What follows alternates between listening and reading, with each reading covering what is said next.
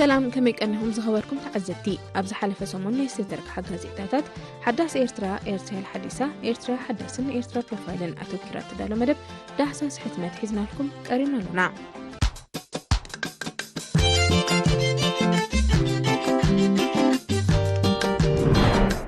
حاجر زخري هيوت رهبا برخت منغست أب سنسرعت قبرو التنببة أب غازيتا حداث إيرترا قريبو برخت كاب أبو منغست بايرون أدي ويزرو أبابا دباسن بعسران حدن حدار شحنشعة ميتن سلسان شدشتن أب هزقات وليدو ولاديو هركوت حرستاي بمنبارم بتصبوق نابرا اوان قلعنتو أم محرسن قسنتن النحلفو كسع كلاي كفلي أب عدو تماهيرو أب قزي قلعنتو فلما شامبقوي تلاميرو نحرشان مقاسن أب زوفرولو برخت شامبقوي فلي نبران تانيحن انبلتان كرارن طبلحتا أحدرالو لتافلما زرأيا كرار بعينو سألا باتري مسنتر ناوت محرس مسالي يتقرب سلازنا برخا مسوفرة نخلو أكلات كرار تقريبو نبيتو تمالأ زأرقا متحر حاودستي نياديو زلفع قربات نياب حقوقو سلكي أب كبابيوم ورقي كاب زخوعتو زنبرو تقاليان رخيبو فلاميت كرار سرحن وننن كوتتي برخت أبقايلا كبابيو نطف تساتف نبرا لعل ناي مسمع كالت سلازي نبرو تنيلو زبهالن زدرفن يسمعن يحزون عبايو بفلاي بقصالي زانتاتات يزنتوالو سلازي نبرا أب تاريخن بهالن حبرة سابو لعل تقداسنتن فلتأتن نخحدر درخو بفلاي نزانتا جغننتن وقعتن مسؤو زتأساسر درفتاتن بلعل تمسطو يسمعو نبرا قدمتات قداموت زي تبرز قونقايو يبنستو برخت كرارن شامبقون مليخو ياتاوي درفتات عدو خدرف مش جمره ولدو ايفتولون مس سدرا اوت رمساتو ودي 16 عامتن كلو نابسمرا بممصا بت زنبرو كلت صربت انصيتي اب مدبر نخلت عامت كاب 1957 كسع 1958 فلنيا مخين سرحه قتلو كاب 1958 كسع 1961 نسلسته عامت باربير خنا كابتا طوعتا لبو زسلبت كرارغن ايتفلين اتمويا مساي استفتريو ود 13 14 15 كلخو فلي نجر اجبر كم زنبركمو قال سبات يدنقو لي منبارم دحاري تسويتني انت خنا سدرا واطا صلول سخرام حامين كتكون بمبال يقاومن نيروم سبز بلن تبله انا كابدليتي فصما يلاغسكون يبل برخت يركبو سلاو مغلطي سنه سرعت قبري بحر سنطببኛን حربኛ تقالاسين برخت منغست اب قريبلو اب عمد طعنا مستير نبعت بسفيح تزرزرو نبعت مغلطي استفلالي عينت سمعيتاتيو مغلط حقوس حزن سنباده قنزان كالئن سلمتاي جن ننبع بزح منبع عيني يعوردو نبعت نعيننا زهبو طقمخه قالو وجت زبلو اب مبزحتنا زمصو حتوتاتيوم نبعت مبغسيو بهراو خينو نعيننا نمتركاس زيد لرسحات نمصراي كمون منجي اوكسجين ندغاو كفال عيني نمخان تباهيلو بتفطرو زدالو فساسيو كابز حليفو نبعت مغلطي استفلالي وشطاو سمعيتات كخون نرينا نابنت حغوس حزن قنزا نفقوت حرقان كالوت اوتوانن الوتوانن سمعيت بنبعت كسنايو كلو زياده حيلي زلهم يخنو سلسته عينتات نبعت لو مسرتاو نبعت مالت بازال تيرز اب نفس وقف حد دقيق كاب حد كساب كلته مايكرو لترو زعقنو نبعت زدالو خينو نعيني نمتركاسن نمصراين يتقم يركبو اب عمدي بهن سنه طببن كالعين ناي موداتان كفال مغزاتي سينيورا بعيني بينه هيله سفيرات ركب قبرز غابي هيرون كماي جزو دانتن جيتن مسرح قالسناصنت إرتران فيرجيلن هومرن سارفانتن دايخون نمبر نتنابراس بزي تجبطو امرات بعداوان فطرت سنه صحف زيكونس مبقلاوي بزخونه بنصح إرتراوي صريت امنتو ገሊጽ ወዩ ኣብ ሊምቦ ጥራሕ ድዩ ተወሲኑ ተሪፉ ገብረዝ ጋብሄር ወይ ድማ ኩለን ናይ ዳንተ ክብታት በፂሕውን እናበልኩ ንነፍሰይ ሓቲተ ነይረ ግን ገብረ እግዚአብሔር ይኹን እቶም ካልኦት ኣብ ሊምቦ ጥራሕ ኮይኖም መራሕ ረቂቕ መንፈሶም ክትጽበዮም ዝረአዩኒ ምናልባት እቲ መራሕ ዝበሃል ሰብ ዘይኮነስ ብናይ ቀለም ቀመሳት ውሱን ራእይ ዘይተደብደበ መወዳእታ ኣልቦ ዝኾነ ፍጹም ናሕሲ ልዑል ምህሮን ፍልጠትን ኣብ መድረኽ ፍጹም ተኽእሎዩ ዝኸውን ከም ቨርጅልን ቢያትሪስን ዝኣመሰሉ ፍኖተ መንገዲ ዝሕብሩ መራሕቲ ከይረኸቡ ድማ ነተን ናይ ገሃነበ እሳት ክብታት ሓሊፎም ብቦታ ሰብ ንስሓ ኣቢሎም ብፍቕሪ ቢያትሪስ ተመሲጦም መንግስተ ሰማይ ይኣትዉ ንምባል ይኸብደኒ ሽዑ ይኹን ሕጂ ካብ ሊምቦ ኣበራቢሩ ዘንቅሕ ፍልጠት ካብ ቀለም ቀመሳት ዝውድብዎ ትምህርትን ምሕደራ ስራሕን ክዓርግ ኣይረኣኹን ህፃናት ኣብ ቂሉ ኣዕንቢቡ ዘፍሪ ብቕዓት መራሕትን ኣምሃርትን ምስ ተረጋገፀዩ እቲ ልዑል ፍልጠት ዝህነፅ እዚ ብቁጠባን ጥቕምን ዝልካዕ ግዝያዊ ዝኾነ ግዙፍ ጥቕሚ ሓሊፉ ንውሽጣዊ መንፈስ ዝእብድ ረቂቕ ሓይሊ ዘለዎ ፍልጠት ካበይ ይምፃእ ዝብሉ ተመራመርቲ ግድን ከድልዩ ይኾኑ ንኣብነት ክእለት ምሕደራ ዘይኮነስ ጽሩይን ብሉፅን ምሕደራ ንኽእሉ ኣብ ውሽጢ ንእስነት ተኣጊዶም ብልዑል ባህግታት ዘቃጽሉ ሓይልታት ማለት ክኸውን ይኽእል ንድሕሪት ጎቲቶም ከይመሰየ ዘጸልምቱልና ጸረ ትካላዊ ብቕዓት እንታይ ዝኾኑ ናይ ዕንቅፋት ሓይሊ ምዃኖም ኩዒቶም ዝፍልፍሉ ፈላስፋታት ቅልቅል ክብሉናስ ንሓዋሩ ናይ ግድን ክኸውን እዩ ንውሽጣዊ ህልውናና ዳህሲሱ መበቆላዊ መፍትሕ ናብራ ዘይፈጠረ ጫው ቀለም ቀመሳት ግን ሓደጋታት ከም ዝሓሊፉ መንፈስ ዝእብድ ኣይመስልን እቲ ቃልሲ ብረቂቕ ሓሳባት እምበር ብጎነጽ ቅሉዕ ሓይሊ ኣይከውንን ኣብ ዓምዲ ሸባብ ንኡስ ዓምዲ ሓሳባት ሓይሊ እወታዊ ኣተሓሳስባ ተዳሲሱ እወታዊ ኣተሓሳስባ ካብ ኣሉታውን ዘይሃናፅን ኣተሓሳስባታት ናጻ ብምዃን ሃናፅን ተስፉን ኣተሓሳስባ ምህናፅ ማለት እዩ ኣብ እወታዊ ኣተሓሳስባን ኣሉታዊ ኣመለኻኽታን ዝኸውን ቦታ የለን እወታዊ ኣተሓሳስባ ኣብ ዝምዕብለሉ እዋን ነገራት ብሃናፅን እወታውን መገዲ ምርኣይ ከዓቢ ይጅምር ንነገራት ካብ ብኣሉታዊ ብእወታዊ መገዲ ምርኣይ ኣብ ዝጅመረሉ ንጥርጠረ ክፍኣት ሕርቃን ቂም ስምዒታውነት ቅንኢ ወዘተ ዝኣመሰለ ስምዒታት ዝኸውን ቦታ ካብ ኣእምሮ እናጠፍአ ይኸይድ ኣብ ህይወት ንዘሎ ብድሆታት ኣብ ምፍታሕን ምግጣምን እወታዊ ኣተሓሳስባ ዘለዎ ተራልዑሉ እዩ ብድሆታት ንምፍታሕ ዘኽእል ኣመንጫውነት መፍትሕ ሓሳባት ካብ እወታዊ ኣተሓሳስባ ዘለዎ ኣእምሮ ክምንጩ ቀሊል እዩ እዚ ዝኾነሉ ወላ ኣብ ፈታኒ ኩነታት ርግኣት ኣእምሮ ብምሕላው ሕጉስ ናይ ምዃን ዓቕሚ ክህሉ ስለ ዘኽእል እዩ ሓጎስን ህድኣትን ዘመንጩ እወታዊ ኣተሓሳስባ ምውናን ንኣእምሮ ካብ ዝተፈላለዩ ኣሉታዊ ስምዒታት ብምክልኻል ኣእምሮ ኣብ ወጣሪ ኩነታት ለዋጢ ሓሳብ ከፈልፍል ይኽእል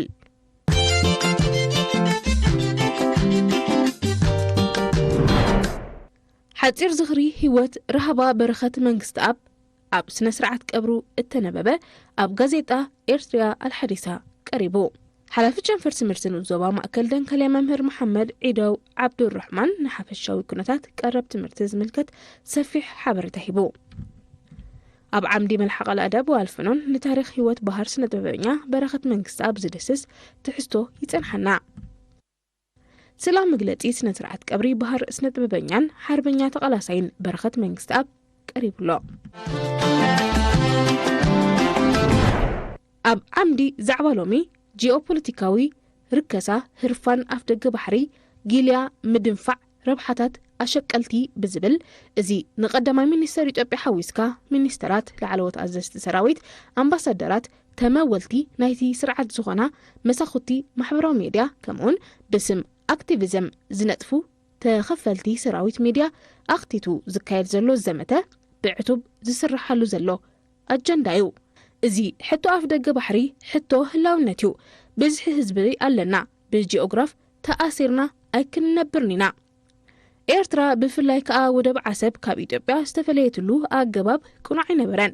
ዝኾነ ሕጋዊ ሰነድ ክንረክብ ኣይከኣልናን ወዘተ ዝብል ቅኒታት ተሓንጊጡ ብዝተፈላለየ ኣገባብ ዝቐርብ ናይ ዓፈና ዘመተ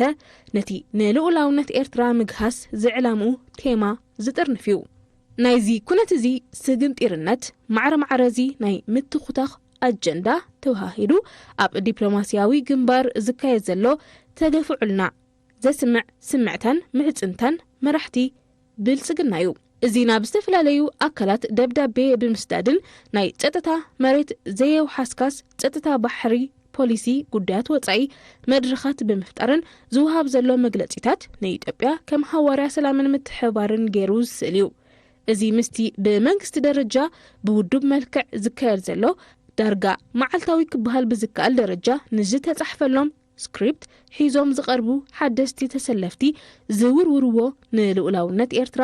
ዘቆናጽብን ዝግህስን መግለጺታት እዚ ብኸመይ ዝሳነ?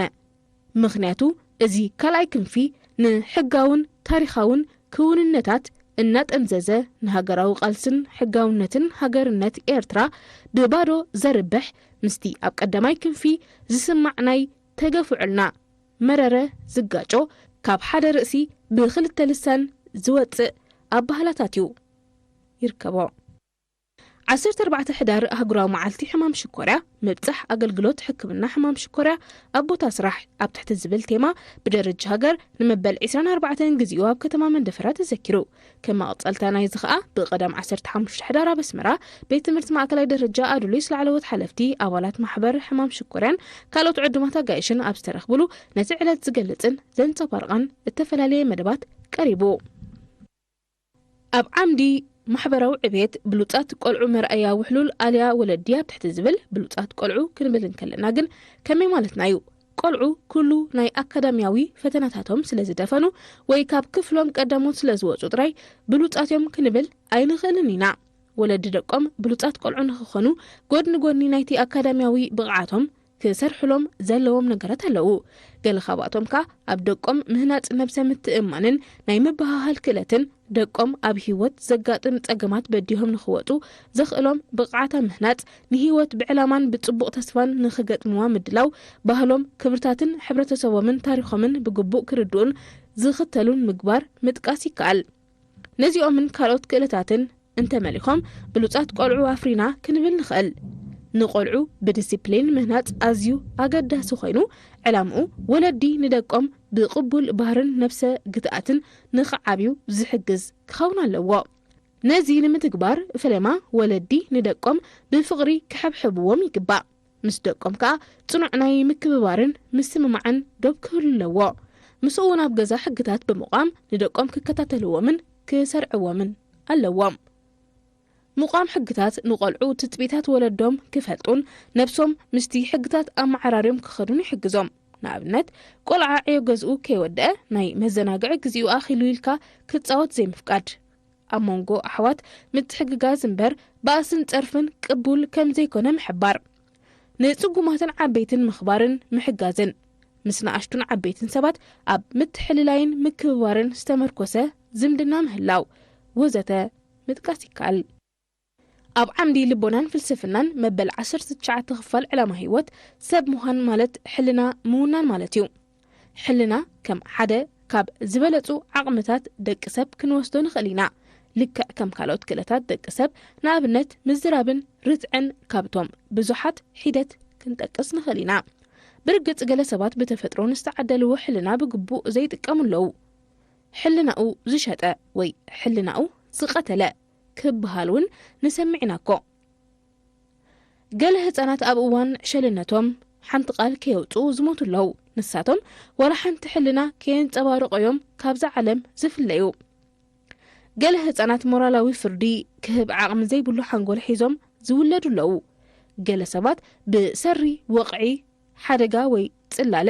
ሞራላዊ ፍርዲ ክህቡ ዝእግሞም ኣለዉ። እቲ ዝነበሮም ሕልና ድማ ምስኡ ይኸስርዎ። ከም ሰብ መጠን ሕልና እናሃለወካ ብዝግባእ ዘይትጥቀመሉ እንተዳ ኮንካ ናይ ብሓቂ ዘተዓዛዝብ እዩ።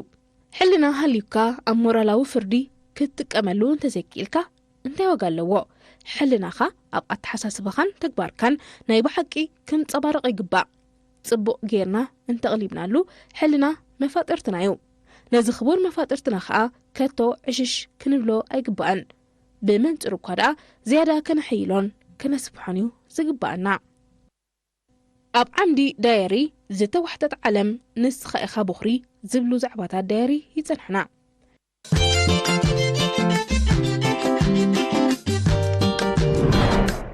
ኣብ ዓምዲ ደልኣባብ ሴራ ሰንዓ ብዝብል ኣርእስቲ ትሕዝቶ ታሪኽ ፈሊማላ። أمحداري حوس ختما أمحجر نحفشاوي معبالتات زملكت ذهبو سفيع مبرهي قريب له أب عمدي من سجل سلسة كفال تحستو تاريخ مدرس انتا تتنحنا أب عمد عافيت مس حمام شكور منبار زخلو مخرطات قريبو مالو زغري هيوت بهر سند أبواوي برخت منكست أب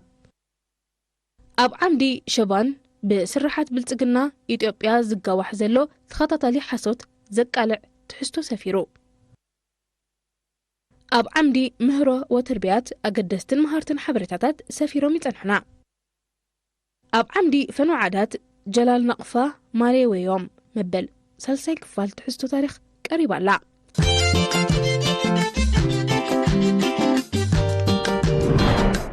أب عمدي سبوتلايت نكليماو لوطي نممكات بدرجة إرترا بقصالي كعمموز أنحو مدبات تداسيسوم أب عمدي ديفلوبمنت ببهراو دخوعن تربال عن زكايد حرشا ولطفتن تقمتاتون أبنت حرشا نوزوبا عدخلا غريبو أب عمدي Q&A بأقاطامي عالم لخاو معالت مقبي استودبه ناي حرشاوي تبلحتنتن مرئيت فرياتن أقاطام تلاليو أب عمدي كتبان وانينن رأس مالنت نسب زغيره نام نبرت زرستو زعبا ازي كمارستي نايزا عنكت تماريت زلو رأس مالنت نسب زغيره نام نبرت زبلا بههلا كارل ماركس نتي أزيو تشاكواني مزمزا سب رأس مالت برجوا أبلعلي دربي شكالو نمقلات كابزبلو حساب استوستيو نتي أزيو زت حساسبو زنبرة سسعتي دربي برجوا مقتئي منتي كركبو دما نعاودي محبراو فلتات بحفشا نعاودي سنحبرة سب دما بفلاي زغربو بخلص حساب قرجت زفلت أمرالو نتي ناي 19 زمن تنتانه كلس حساب قرجت كارل ماركس سعيبوم دقفومن زتصحفو مهوران دما ألوتاوي قدني رأس مالنت قرم جيروم بممرمار ندق سب كرب حزخل مفتح حسابات أغريبهم يوم كارل ماركس كم أغرابي كلس حساب رايزي كنا انت لاي كم أغرابي قبراوي مفتحي مخانيز فلت إزغاء سلاو حسابات قبراو مفتحتاتن زغربة حيالي صوراتات علم زسعبقو فنوتن مقدن زخاسته سلاو سبي قبرو أب سنة حبرة سب دما ماركس قبراوي كلس حساب كم زمعبل أكشن تيوريستي زفلت ماركس أب لعلي سرحتنياتات نزنبرة مزمزة جنزب نمخعباتن ددحر جنزب بمسعب نزقبر زنبرة محرد زي بلووي زي نحسي وددر كمون مودات أو زي فلت وفرين سب كاب سب أو كبرو أرحقو ناب هيوة طالبو نجر يلوت أو كمزرلون سرح كأحق أن يترجمو الناقدلة يخيد مهلاون حبيرو نسو دك سب بسنكي مزمزان عرفت زي بناي سرح جزين كاب كندي ترجمن عقبة سرح ينتسألو ألو بمبالي قلت مفتحو دما اتي ناي شقالو دربي نتاب لعليو استسجدده أرعد مزمزة بمجنزاب حبراو نقحات مالت collective consciousness أمعبيلو ناب محبراو فتحي زمرح بسرحتنياتات زونن شغلت كمعبلو مخال تراي مخانو يقلت كم وصيت نايز دما اتم سرحتنياتات دربي زي بلو حبرتسب مالت classless society أقيمام بسلامن عبيتن ينبريلو أب عمد زعبالومي كالاي كفال تحستو جيوبوليتيكاو ركسا هرفان أفدق بحري جيليا مدنفع ربحتات أشكالتي قريبا لا اتوتن أب زي حاوية قسلي كم جو مدسناسيو ناتني نوح عمتات نغلت هاجرات أب دماوي كينات الشمامة دحري مرققات ملع حرنت إرتراون دقسي زفترة حدقنيا أجندا بمبربارن مليسو هيوات كم زرق بمقبارن أب زبانا زلاغ سلامن لمعاتن نخيفتر أنكيركا استخلص وطن بتي تمزمازي أتحساسبا أبيلكا زوبانا كم وترو بجوهري كينات كم زكات ألنا مجبارو زعلم يوم بحصر زبالة بناتو ماقلالتا عياشو كتاناخوتو لبامات جبؤم كهترو زتاتح وطن كم قدماي شتو نايت وطن استسرع ربحاتات نايتا أبو وشمت زلها قرن معوات نتي ريفيجنستاوي سنموغت ناي لهيقان إثيوبيا كم مسارحي متقاميوم እዚ ኣብ ዝተፈላለዩ መድረኻት በበይኑ ፖለቲካዊ ስነ ሓሳብ ብዝተሓንገጡ ተኸታተልቲ መንግስታት ናይቲ ሃገር ተፈቲኑ እንትርፎ ብርሰት ሃብትን ሞትን ዜጋታትን ካልእ ዘይፍደየ ጥሙሕ ሕጂ ድማ ብኻልእ መልክዑን ብሓደገኛ መኣዝንን ይስርሓሉሎ እቲ ናይ ሕጂ ሃተምተም ፍሉይ ዝገብሮ መራሕቲ ብልጽግና ልክዕ ዛንታ ስሱዕ ከልቢ ይደግሙ ምህለዎም እዮም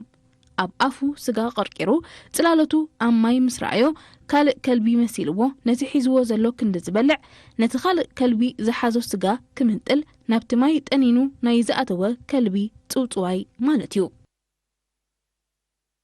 ኣብ ዓምዲ ሸባብ ንኡስ ዓምዲ ሓሳባት ጉዕዞ 1000 ማይል ብሓደ ስጉምቲ ይጅምር ዝብል ምስላት ቻይናውያን ተተንቲኑ ንረኽቦ። ኣብ ዓምዲ ስድራ ቤት ፍቕርን ሕውነትን ከነትርፍ ዕርቂ ጌርና ኣለና ኣብ ትሕቲ ዝብል እቲ ናይ ሞት ሓደጋ ኣብ ንኡስ ዞባ ገጀረት ከባቢ እንዳኖራዩ ብ17 ጥቅምቲ 2025 ኣጋጢሙ። ፈጻሚ ሓደጋ ኣቶ መዋእል ዓንዶም ነማርያም ኮይኑ ሞተር ሳይክል ተወጢሑ እናኸደን ከሎ ንጓል 8 ዓመት ህፃን ተማሃሪት ሰሰን ምሕረት ኣብ ሃብተ ማርያም ገጪው ሞት ዘብጽሕ ሓደጋ ኣውሪዱላ። ስድራ ቤት ፈጻሚ ሓደጋ ብዘይ ምቁራጽ ዝተሳተፍዎ ንቡር ሓዘን ድማ ኣብ እንዳ ወላዲኣ ኣቶ ምሕረት ኣብ ሃብተ ማርያም ተፈጺሙ። ነዚ ዝተፈጸመ ሞት ዘስዓበ ሓደጋ ምዕለብ ንምግባር ክልቲኦም ስድራ ቤታት ብመንገዲ ካብ ክልቲኦም ዝወፀት ናይ ዕርቂ ሽማግለ ዘድሊ መርድዳእ ምስ ተገብረ ብዕለት 3 ሕዳር 2025 ኣብ መንጎዞም ክልተ ስድራ ቤታት ካህናትን ቤተሰብ ክልቲኡ ስድራ ቤትን ኣብ ዝተረኽብሉ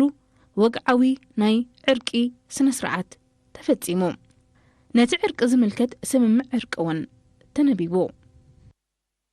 ኣብ ዓምዲ ካብ መጽሓፍቲ ኣብ መጽሓፍ ትርጉም ደማዊ ዘመን ብደራሲ ተስፋይ ገብረአብ ብዛዕባ ዘርአይ ደረስ ዝገልጽ ትሕዝቶ ቀሪቡሎ። ኤርትራውያን ንዘርአይ ደረስ ዘለዎም ስምዒት ዝሑል እዩ ዝመስል። ኣብ ከባቢ ኣስመራ ዝርከብ መቃብር ዘርአይ ደረስ እውን መስሕብ ቱሪስት ኮይኑ ከገልግል ኣይከኣለን። ታሪክ ዘርአይ ደረስ ኣብ እዋን ገድሊ ንናጽነት ከም ትእምርቲ ጅግንነትን ኣብነት ባህጊ ነጻነት ንኤርትራውያንን ኮይኑ ኣይገልግለን። ዘርአይ ደረስ ኣብ ሮማ ዝፈጸሞ ጅግንነታዊ ፍጻመ ንኹሎም ጸለምቲ ዓሌት ኣብነት ጅግንነት ኮይኑ ከገልግል ምተገበአ። ኢትዮጵያውያን እምበር ከም ኣፍሪቃውያን መጠን ንዘርአይ ደረስ ከም ምልክት ጅግንነትን ሓርበኛነትን ገይሮም ምጥቃሶም ግቡእ እዩ። ታሪክ ኤርትራውያን ኣብርሃ ደቦጭ፣ መጎስ አስገዶም፣ ጀነራል ኣማን ሚካኤል ዓንዶምን ሌተና ኮሎኔል በላይ ሃብተኣብን እውን ኣብ ኢትዮጵያ ከም ምልክት ጅግንነትን ሓርበኛነትን ኮይኑ ይዝከራሎ። ቅያ ናይቲ ጎሞራ ብዝብል ሳጉኡ ዝጽዋዕ ዝነበረ ዘርአይ ደረስ ግና ዝያዳ ኩላቶም ክትረኽ ጸኒሕሎ። ኣብ ኤርትራ ታሪክ ዘርአይ ደረስ ስለምንታዩ ብዙሕ ዘይተወርየ ንዝብል ሕቶ ልቢ ወለድ ዝሓወሰ ድርሰት ጸሓፍቲ ኢትዮጵያ ንጅግንነታዊ ቅያ ዘርአይ ደረስ ስለ ዝበረዞ ኤርትራውያን ድማ ገዛእ ታሪኾም ሓንሳብ ብኢትዮጵያውያን ምስተመንጠለ ብዙሕ ኣይተገደሱሉን ዝብል ሓፂርን ቀሊልን መልሲ ክውሃቦ ይኽእል እዩ ይርከቦ። ኣብ ዓምዲ ሚን ሁናው ሁናክ ብተበገሶ ክልተ መንእስያት ከቢድ ህቦብላስ ተሓወሶ ዝናብ ቅድሚ ምግጣሙ ኣብ ከባቢ መንበር ገዛውቲ ብዝሃነጽዎ መከላኸሊ ህይወት ስድራ ቤቶም ከውሕሱ ምኽኣሎም ተገሊጹ። ብጻዕሪ እቶም መንእስያት ተበጊሶም ብርክት ዝበሉ ሰባት ከም ዝሰዓብዎም ድማ ተሓቢሩሎ። ኣብ ፖለቲካ ብሪጣንያ ልዑል ህቡብነት ዘጥረየት ላሪ መንበር ቀዳማይ ሚኒስተር ብሪጣንያ ካብ ኣናጹ ነጻ ኣብ ምግባር ብዘካየዶ ጻዕሪ ኣብ ማዕከል ዜና ቻነል 4 ዳግም ህቡብነቱ ደሪዑ ዝብሉ ኣገረምቲ ፍጻሜታት ተቓሊሖም። ኣብ ዓምዲ ኣልኡስራ ማይ ቃርፋ ምስታይ ኣብ ኣካላት ዘለዎ ረብሓታት ተገሊጹ ይርከብ።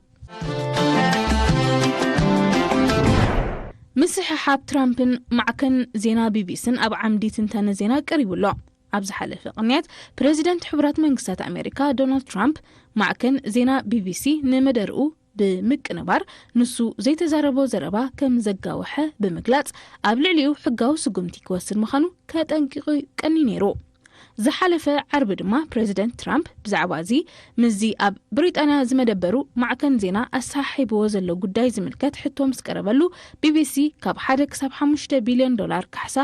ክኸፍሎ ዝጠልብ ክሲ ኣብ ሰሙንዚ ክቐርበሉ ምዃኑ ኣፍሊጡሎ። ማዕከናት ዜና ቢቢሲ ኣብቲ ሰነዳዊ ተንቀሳቓሲ ስእሊ ማለት ዶክመንታሪ ዘቐረበሉ መደቡ ንመግለጺ ፕሬዚደንት ትራምፕ ኣቀናቢሩ ናብ ህዝቢ ብምዝርጋሑ እዩ በቲ ፕሬዚደንት ክውቀስ ጸኒሑ። اتمعكن زينا بريزيدنت دونالد ترامب بشدوشة طري 2021 ندقفتو نزاس معمدره قراريصو بملققاب اب تقمتي 2024 ناب حزبي كم زرقحيو اتي بريزيدنت زخصص اتي كاب زقاو 11 عامت اعطيرو زلو مدره بريزيدنت ترامب ابز حلف قنيات قال وغنات سلا زقلوليو دحرنا وح اوان مسحاب زفاتر زلو انت هنا بي بي سي اتي سنداو تنقصاص سلي كونيل كان بريزيدنت دونالد ترامب نمصلام زعلمه كم زينبره بمغلاط يغريتا كحاتتيو تجديدو ابو امبر بورد بي بي سي سمير شاح ناب بيت صحفت وايت هاوس دبدبي بمستاد نتي بريزيدنت بوقعي يغريتا حتيت ولو نسو وسيخو اتي دوكومنتاري زقربلو اقباب زتعس مخانو بمحبار بسمتي معكن زينان سرحتنياتات نايتي تكالن يغريتا حتيتولو اب زازامي كفال نادهبو تمهارو اب عود سمرت قطري نبرخن نمدرعن زعلمت خطاتالي كفالات حبرات منكستات امريكا كابتن سوسان شمونتن هاجرات بحساب زودادر هاجرات امبل 30 شمونتن درجة تسرع زلا بهابتي بحيلي نعلم التعبللا انجليز بلا فرنسا ابتي زلعل درجة ايترين نخا نزعلم بحساب انكولاي بسنفلتت ولا بنباب نرابعي كفلن شامناي كفلن بزوهاب مرمرة قدامي تلعلو خلن اتوتق سينغابور حانتي نشتو ختمايا ناي كتما هاجر مالت سيتي ستيت كنبلان خلينا ريبابليك تشاينان كلن ناي تشاينا باهلن لمدن زلون هاجرات كان بعل جابانن دبوب كوريانين نعلم زمرحو زلوا نزن هاجرات بحساب رئيس خلن كوخونا زقبران انتايو تحشتو سلزلون كتبلن ايتخلنيخا اب كل عينات تمرتي اتعلم زخدو زلو فلتات من تحليلاف اين مهين مبهال من لزاب سلزدلي نحنا كم تمريتنا اب فيزيكس اب كيمستري اب بيولوجي اب كمبيوتر ساينس اب كل عينات تمرتي بحلفي اب زي بلجا زلو زمع بلا علم زبهال اب تكنولوجيو كما غيركا نزي فلتات زي انت ناي 3 سمون انت ناي 2 سمون فلتاتكا اكافيلكا مخد ازيو قداسيو نعنا سبز قبرنا ازي ابز زلو هزبيو ازي هزب زي نابزي حج تماهرنا وزلنا درجة الساليو ابزيحنا نحنا خاء موساقو كنكفلو قبونايو اب عمدي زعبالومي سالساي كفال جيوبوليتيكاوي ركسا هرفان افدق بحري جيليا مدنفع ربحاتات اشكالتي بانصار نايزي اب زوبانا حيالن وهدن مأكل مالت منكستي ويون لولاوت كالات زلوان هاجرات نخيف الترا مسرح نمأكلاي منكست سودانن نتا زوباويت مودادرتي تباهلا اتتقس قبصن مدخاميو كم ايرترا زامسلا لولاويت كالات هانيتن تتتأن زوحاسا هاجرات كيه بحرين مبدهن نمعبلالن أبعدي هلاوة إثيوبيا قصالنتو كم زوحاسا مرغغاص كوتاس امونغو هاجرات قرن افريقيا تطبقن ناي بادو اكوب زمدنان زرغاغص وتهدراون ዲፕሎማሲያውን منقساسات بمموالن موهادن تخلو ግጭት ወትሩ ከም ዝውስኽ ምግባር ካብ ቀንዲ ውጥናት መራሒ ሕቡራት ኢማራት ዓረቢው እዚ ዝተጠቕሰ ስሩዕ አጀንዳ ናይ ኢማራት እቲ ኩናት ይኹን ወራራ መሬት ናይተን ዕላማ ዝኾነ ሃገራት ስለ ዝካየድ ነታ ሃገር አባይታ ዘጋጥመ ኩነታት የለን ንሳ ረባሒት ናይቲ ህጡር መኽሰብ ዝርከቦ ማለት ናይ ወርቅን ስትራቴጂያዊ አቀማምጣን ንግዳዊ ዋኒን ጥራያ ናይ ዕብለላ ረብሓ አንሙሓስ እትፈጽሞም ስምማዓት ብዝተፈላለዩ ደላሎ ዝትግበር ስለ ዝኾነ ካብ ተሓታትነት ኣዝያ ዝረሓቐትያ ተረካቢ ይዓድዮ ከም ዝበሃል እቶም ኣብ ዘይወዓልሉ መጋባያ ነቲ ዝተፈጥረ ሽግር ፊት ንፊት ዝገጥሙ እቶም ኣህዛብ ናይ ከባቢናዮም ልቦና ዘለዎም መራሕቲ እንተ ዘይተፈጢሮም እቶም በበይኖም ዝመስሉ ግን ከዓ ንሓድሕዶም ዝተኣሳሰሩ ዞባዊ ቅልውላዋት ዝፈጥርዎ ዘለው ሕሱም ሸንኮለል ብሓፈሻ ዞባና ናይ ምትፍናንን ውድድርን ማኣዲ ተቀይሩ እተን ካብ ግርጭት መርባሕ ከም ስርሐን ዝተተሓሓዝኦ ግዳማውያን ሓይልታት ረብሓታተን ከዕብያ ዝገብር ኩነታትዩ ዝፍጠር ዘሎ ኣብ ዓምዲ ካብ መጽሓፍቲ ከላይ ክፋል ዘርአይ ደረስ ተስፋይ ገብረአብ ምንጭ መጽሓፍ ደማው ዘመን ትጸንሐና ኣብ ዓምዲ ንቑሕ ደመና ስለምንታይ ፍርሒ ስምዓና ዝብል ዛዕባ ሰፊሩሎ ፍርሒ ወላድ ኣብ ደጋው ጽልዋ ብፍላይ ብሕሉፍ ተመክሮ ዝጽለ ይኹን ሙሉ ብሙሉ ውሽጣዊ ወይ ባህርያዊ ድፊት እዩ بسرعة متني زمحدر بايولوجياوي رئيس مكلخال استسرته سلازخون خا ክንቆጻጽሮ ከቢድ ይገብሮ ፍርሒ ኣብ ሓደጋ ከእትወና ብዝኽእል ጉህድ ኩነት ክቅስቀስ ይኽእልዩ ንኣብነት ብርቱዕ ከልቢ ኣብ ቅድሚና ምስ ዝህሉ በቲ ኣጋጢሙ ዘሎ ተበጊስና ከይነኽሰና ክንፈርሕ ንኽእል ኢና ካልኣይ ዓይነት ፍርሒ ግን ዝተወሳሰበን ዝበዝሐ ክፋሉ ብቅጅለት ኣእምሮ ዝሳሰን እዩ ንኣብነት ኣብ መድረኽ ወፂእካ ምዝራብ ዝበዝሑ ፍርሒ መድረኽ ዘለዎም ሰባት ነቲ መድረኽ ዘይኮነ ነቲ ኣብ መድረኽ ምስ ወፁ ክፍጠር ይኽእል እዩ ኢሎም ዝቐርጽዎ ኩነታት እዮም ዝፈርሕዎ ሪፖርታጅ ፌስቲቫል ጅዳ 2025 ቀሪብሎ ኣብ ዓምዲ ወቕፋ ፍንያ ብደረጃ ዓለም ኣብ ዓውዲ ስነ-ጥበብ ዝተጋህዱ እዋናውያን ፈጽምታት ተቃሊሖም ኣብ ዓምዲ ሸባብያት ሃገራዊ ማሕበር መንእስያትን ተምሃሮን ኤርትራ ተሳትፎ ኣብ ስደት ንዝርከቡ ተምሃሮን መንእስያትን ንምዕዛዝ ዘካይዶም ዝተፈላለዩ ጻዕርታት ተቃሊሖም ኣብ ዓምዲ ኩርናዕ ተምሃሮ መጀመርታ ንስነ ቁጽሪ ዓባ ኣበርክቶ ዝገበረት ሃይፓትያ ጓል ኣሌክሳንድሪያ ተወሰኽቲ እንዶታት ኣብ ቁጽሪ ንኽትነፍዑ ዝብሉ ዛዕባታት ቀሪቦም ኣለዉ ኣብ ዓምዲ ሸባብ ንኡስ ዓምዲ ሕቶ ሸባብ ምኽሪ ሓታቲት ልዕሊ ዓቕሚ ገዝኡ ክኸውን እናደለየ ብዛዕባ ተኸኽ ዘበላ ቆልዓያ ደው ኢላ ብወገን ኣማኻሪ እዚ ወዲ ዕድሚኡ ገና እዩ ዘሎ ከምቲ ዝበልክዮ ዝመሃረሉን ሞያ ዝቐስመሉን ግዜን መጻኢ ህይወቱ ዝሰርዓሉ ድማ እዩ ንስኽ ወላ እንተተዛረብክዮ ንሱ ግና ኣብኡ የለን ኣብ ሞባይሉ ዝሪኦ ዘሎ ፊልምታትን ናይ ወጻኢ ሃገር ደርፍታትን እውን ብዛዕባ እንታይ ምዃኑ ክትፈልጥዎ ኣይከኣልኩምን ዘለኹም ዝኾነ ኮይኑ ደርፍን ፊልምን ምብዛሕ እሞ ኣብዚ ዕድመ ይሃስዮ እምበር ኣይክጠቕሞን እዩ እቲ ካብ ማእከል ከተማን ዝኸበረ ቬትሪናታት ክዳውንትን ጫማታትን ክገዝእ ጥራይ ምድላዩ ውፅኢት ዳ እምበር ፀገም ኣይኮነን ክሳብ እንታይ ይርአን ይሰምዕን ዘይፈለጥና ክንድምድም ይኸብድ እኳ እንተኾነ ብኡ ተጸልዩ ነቶም ዝሪኦም ዘሎ ደረፍትን ተወሳእትን ክመስል ንሳቶም ዘዘውትርዎ ክቡር ክዳውንትን ጫማታትን የዘውትር ይህሉ እዩ ዝኾነ ኮይኑ ንግዚኡ ብግቡእ ክትጥቀመሉ ኣብ ዝኽእል ትምህርቲ ስራሕ ወይ ሞያ ክትጽመድ ኣገዳሲ እዩ ሰብ ብባህሪኡ በቲ ዝሪኦን ዝሰምዖን ስለ ዝጽሎ መካይዱ እንታወት ምዃኖም ክትፈልጡን ከተማእዝንዎምን ኣለኩም በዚ ዘለዎ ባህርን ተቐፂሉ ካብ ክውንነት ርሒቑ ዘይመንነቱ ሒዙን ኣብ ዘይተደለየ ካልእ ሕማቕ ልምድታት እውን ክኸይድ ይኽእል እዩ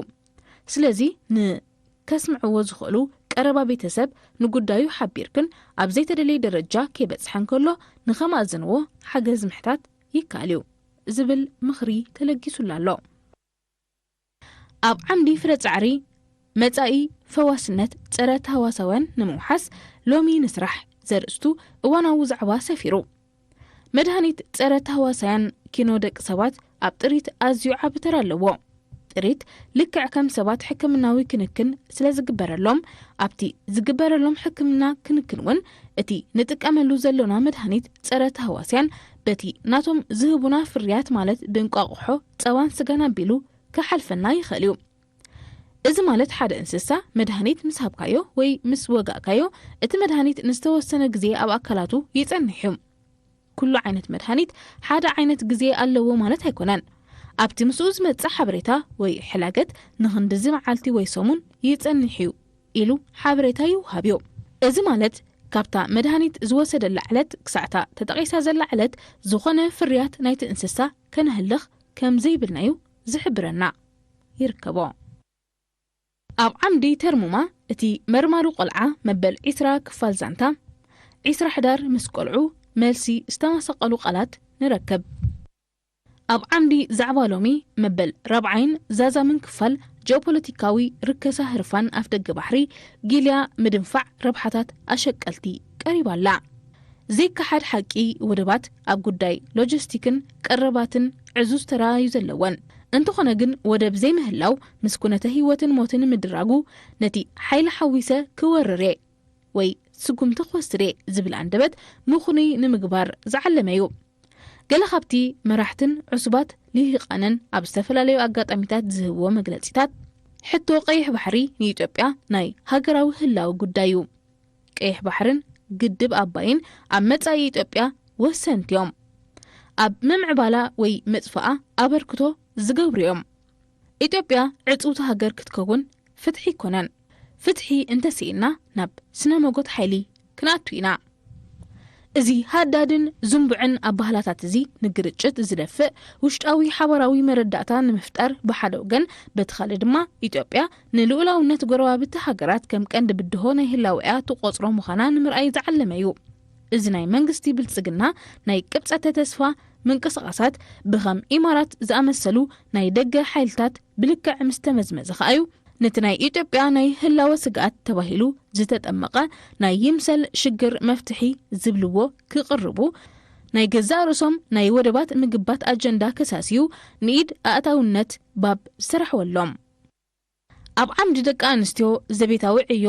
ዓመታዊ ዕረፍቲ ኾነ ናይ ምፍዳስ ሰዓታት ዘይፈሊ ቀሊል ዘይኮነ ስራሕ እዩ። ብዙሕ ግዜ ነተን ኣብ መንግስታዊ ኮነ ግላዊ ትካላት ተቆፂረን ዘይሰርሓ ደቂ ኣንስትዮ ስራሕ የብላን ብዝብል ቅጽል ኢላን ንገልጸን። ከም ግቡእ ግን ስራሕ ዘይወፍራ ደቂ ኣንስትዮ ማለት በዓልቲ ሓዳር ዝብል ንሞየአን ብዝግባእ ዝገልጽ ስያመ ኣለወን። ኣብ ዝተፈላለዩ ጽሑፋት በዓልቲ ሓዳር ከም ኣላይት ገዛ ወይ ኣብ ገዛ እትጸንሕ ኣደ ብምባል ይገልጸን። ብልምዲ ካብ ገዛ ወጻኢ ኣብ ደሞዝ ዝኽፈል ሞያታት ከይተዋፈረት ኣብ ገዛ ዕዙዝ ተራእያ ትጻወት። ምእላይ ገዛ፣ ጽሬት፣ ምድላው መግቢ፣ ምሕደራ ንብረት፣ ምሕደራ ባጀትን ወጻኢታትን፣ ምንባይ ቆልዑ፣ ምእላይ ኣባላት ስድራ ቤት ወዘተ ዝኣመሰሉ ዓበይቲ ዕማማት ድማ ተሰላስል። ጥዕና ዘለዎ ስድራ ቤት ኣብ ምምስራት ዘድልዩ መሰረታዊ ነገራት ድማ ተዋድድ። ተራ በዓልቲ ሓዳር ወይ ብሰፊሑ ደሞዝ ዘይብለን ኣዴታት ወላኳ ኣብ ዳምላ ሃገራዊ እቶት ግቡእ መዕቀኒ ዘይወሃቦ እንተኾነ ኣብ ቁጠባ ሓንቲ ሃገር ዘለዎ ተራ ግን ቀሊል ኣይኮነን ተገሊጹ። ኣብ ዓምዲ ሚን ሁና ወህናክ ዝተፈላለዩ ኣገረምቲ ፍጻሜታት ሰፊሮም ይጸንሑና። ኣብ ዓምዲ ዚርዓ ወእቅትሳድ ኣቦ ወንበር ማሕበር ወነንቲ ጀራዲን ተሰነይ ሓረስታይ ዑስማን محمد أبو بكر منسر حرشة نعبيت تمحبر عبا بركتو كم زقبره قليتو أب عمدي وحتى التفل بأقات أمي على ما هو مع الهتسانات مسمى مهرانن هتسانات استخيد ركب شفينو يسنحنا أبنو زوبا حل تمرت نقدي تواهيبوان أبستفل عليه نتفت توافيرا استعوتا دك آنستيوز ملكت تحستو قريب الله أب عمدي تقارير نحاد قنيا ملكفت فيروس ماربرغ زدسس صحف قريب الله أب عمدي ديفلوبمنت محبر منسيات تمهرون زوبات سنة أب كل مداوع بيت منسيات اتزوباز السلاسلو قبراوي سقمتات تقاليحهم أب عمدي سبوتلايت إيرترا أب زوباوي مرقاء زلواترا عزوز مخانو فلي لؤخ ودب حبرات هاجرات أب زوبا قرن أفريقيا مستر غوانغ كونغ مقلاتو تتغيسلو أب عمدي ديفلوبمنت ترنا في ترا دك أنستيو أب أوان عتيد بسفيحو تقاليحو يركب أب عمدي سبوتلايت منسيات تقدمتي بشكلتان حبن هاجر نمخان وترو زقبرو تعرتاتن تدهسيسو أب عمدي Q&A بأتو زرعي أبراهام ستصحفت حداش متحف حرق تولدي تلالات ركب زغابركم تعزبتنا نلوم استرالوه تحستو مددنا أبزي تتمنو سلام